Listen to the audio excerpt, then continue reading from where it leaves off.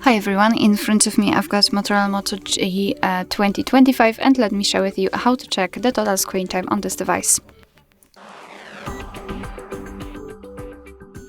So let's enter the settings, and in this general list we have to scroll down to the very bottom to find the Digital Wellbeing and Parental Controls. And here we've got the graph which will show us for how long we've been using this device today.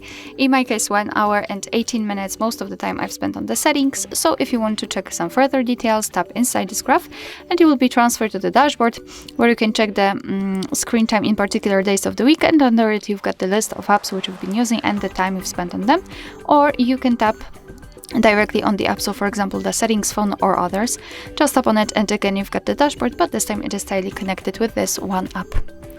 Alright, so that will be all. Thank you so much for watching. I hope that this video was helpful, and if it was, please hit the subscribe button and leave the thumbs up.